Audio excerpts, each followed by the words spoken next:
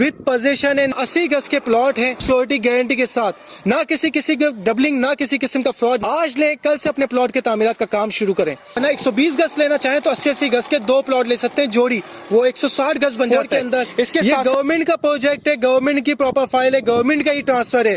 अस्सलाम वालेकुम गाइस, इस वक्त मैं मौजूद हूँ तहसर टाउन LERP जो कि सेक्टर 53 एंड सेक्टर 54 के अंदर।